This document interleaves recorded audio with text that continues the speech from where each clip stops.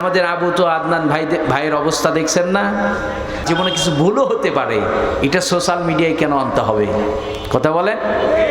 তার মানে একজন মানুষের চরিত্র হচ্ছে তার সবচাইতে বড় সম্পদ। কথা বলেন ঠিক কিনা?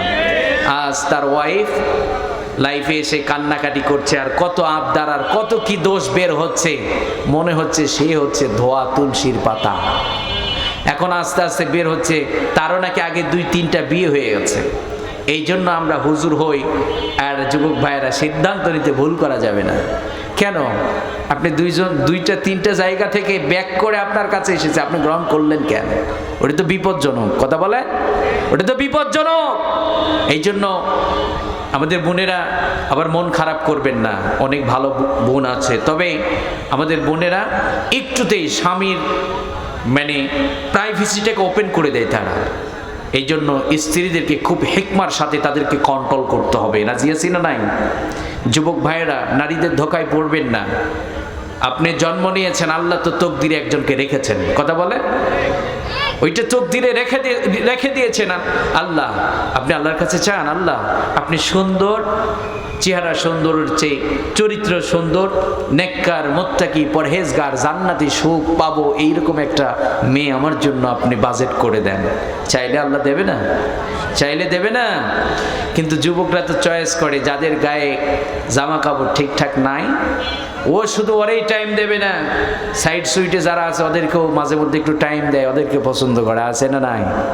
আছে না নাই? যুবক ভাইয়েরা মাঝে মধ্যে মেয়েদের জন্য গলায় দড়িও দেয়। আমার এলাকায় ঘটছে আর কি। ওরে সেকা দিয়া অন্য জায়গায়, ওরে সেকা দিছে, সেকা দিয়ে আরেকজনের হাত ধরে অন্য জায়গায় চলে গেছে। ও আর কি করবে? ও মনে করছে এ তো আমার সব। ও বেকা হয়ে কি করবে? গলায় দড়ি দিয়ে আত্মহত্যা করছে। যুবক, তোমার লাইফের দাম আছে, তুমি একটা মেয়ের জন্য জীবন দিতে পারো না। আত্মহত্যা হারাম। তোমার লাইফকে তুমি দুনিয়া এবং আখিরাত ধ্বংস করেছো। কথা বলেন ঠিক কিনা?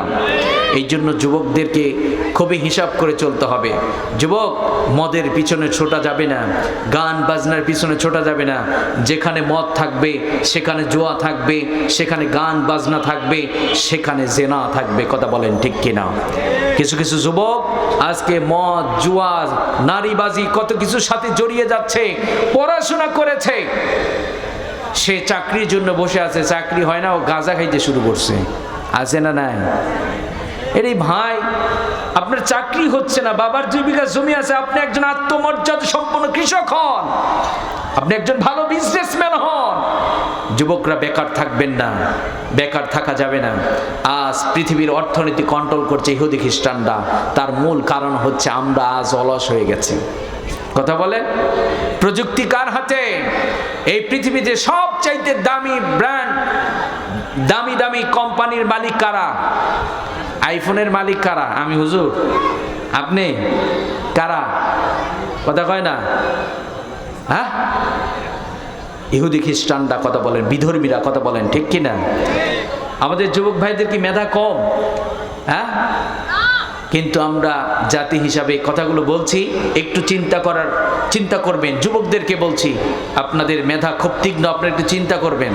আমাদের যারা রাষ্ট্রপ্রধান হয়, মাইন্ড করবেন না, আমাদের যারা দেশটা পরিচালনা করে একদম অথর্ব, এদের দ্বারা কিচ্ছু হবে না। এদের দ্বারা দুর্নীতিবাজ তৈরি হবে। কথা বলেন। কারণ আজ আমার মেধাবী যুবকরা এত, তাদের মেধা, আমার মেধাবী যুবক ভাইদের পিছনে যদি ইনভেস্ট করতে পারতো, তাহলে আমার দামাল ছেলেরা আইফোন কেন, তার চাইতে ভালো মানের ব্র্যান্ড তৈরি করতো। কথা বলেন ঠিক কিনা? কিন্তু আমাদের যুবকদেরকে তারা দুর্নীতিতে লাগায়, চাপাতি হাতে দেয়, তাদেরকে খুন খারাপিতে ব্যবহার করে। আপনি আমি যদি সিদ্ধান্ত না নিতে পারি, সামনে বিপদ আরো অপেক্ষা করতেছে। কথা বলেন ঠিক কিনা? কথা বলেন ঠিক কিনা? যাদের একটু মেধা ভালো, কিছু আবিষ্কার করতে পারে, ওরা দেশে থাকে না, দেশ তাদেরকে মূল্যায়ন করতে পারে না, তারা দেশের বাইরে চলে যায়। আছে না নাই? আছে না নাই?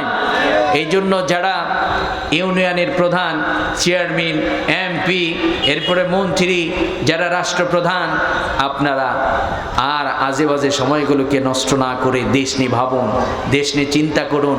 আজকে মাঝে মধ্যে চিন্তা হয়, আজ তো জ্ঞান ও প্রযুক্তির শীর্ষে পৃথিবীর অনেক দেশ জ্ঞান ও প্রযুক্তির শীর্ষে। রাত 2টা 1টার সময় যদি 2-4টা বম্পিং করা হয় আমাদের